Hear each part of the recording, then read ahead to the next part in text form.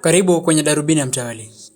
Jumatano tarehe 11 mwaka 2026, wiki iliyopita, macho yote yalielekezwa katika chama cha ODM. Mkondo wa siasa ukanguruma Sifuna. Mitaa na ofisi kazungumza kuhusu kuondolewa kwa seneta wa Nairobi Edwin Sifuna kama katibu mkuu wa chama cha ODM. Hii ilikuwa ni baada ya makubaliano ya kamati ya chama hicho. Mkutano uliofanyika katika kaunti ya Mombasa kwa kile alichokita kwenda kinyume na msimamo wa chama. Mwakilishi wa kike wa kaunti ya Busia Bi Catherine Omanga akachaguliwa kama kaimu katibu mkuu. Lakini saa chache baadaye, mahakama ya kutatua mizozo na migogoro ya vyama vya siasa nchini Kenya ikasitisha kwa muda maamuzi ya chama hicho na kumtaka msajili wa vyama vya siasa nchini John Lorenku kutochapisha kuondolewa kwake. Kuondolewa kwa Sifuna kulingana na wachambuzi wa siasa kumechangiwa na msimamo wake mkali dhidi ya serikali jumuishi ama ukipenda broad-based government, na msimamo wake mkali ambao hakuwapendeza viongozi wakuu wa chama ikiwemo Daktari Oburu Odinga, Gladys Wanga na pia Rais William Samoei Ruto ambaye amekuwa akidai kuwa ni mmoja wa waanzilishi wa chama hicho katika siku za hivi karibuni. Lakini pia izingatiwe kwa msimamo huu umekuja baada ya Rais William Samoei Ruto kuonekana kutafuta muungano mpya wa kisiasa kuelekea uchaguzi mwaka 2027.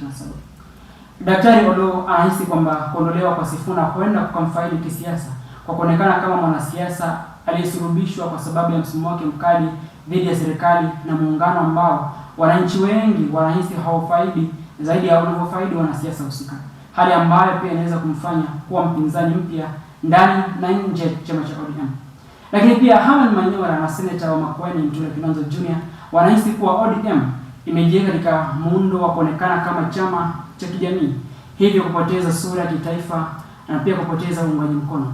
So Sifuna has left ODM. There will be no ODM in the Mlembe nation.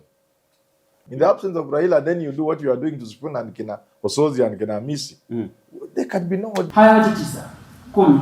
Tukio la kumwondoa Sifuna kama katibu mkuu limeibua mjadala mpana nchini kuhusu mwelekeo wa chama na nafasi yake katika siasa za nchini Kenya kuelekea uchaguzi wa mwaka 2027. Ikizingatiwa uungwaji mkono ambao Sifuna anajivunia kwa sasa pamoja na sauti ya Babu Owino, Winnie Odinga, Caleb Ambisi na Senator Richard Onyonka wa Kisii.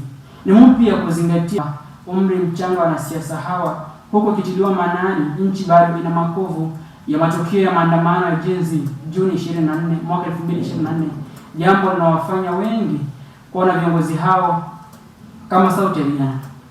Hebu niseme hivi, Rais William Samoei Ruto ni mmoja kati ya wanasiasa wenye thubutu na huwa si rahisi kutabiri mwelekeo wake. Mfano, nani alitarajia miezi kadhaa kabla ya uchaguzi Amason Jeffa Kingi ambaye hivi sasa ni spika wa Seneti angekubali kutema mrengo wa Azimio na kujiunga naye? Ama ni nani alitarajia ndoa ya UDA na ODM? Ikiwa ishara za mapema kama zinavyoonekana zitadumu, basi mwaka ujao si ajabu Rais Ruto kuwatema kina Oburu na kumtafuta Sifuna kuwa sehemu ya serikali yake, kwani ni wazi Ruto anatafuta umati kutoka ODM na sio jina la wanasiasa. Mwisho wa Darubini ya Mtawali, lakini ninapoondoka nitakuuliza hivi, kwa unavyofikiria wewe, Yesu anakuja ama sisi ndio tunaenda? Maana kulingana na inavyosemekana ni mmoja wa mwokozi na mtoa maamuzi sahihi kwa binadamu. Sasa mimi nataka kujua, nimsubiri ama mimi ndio niende?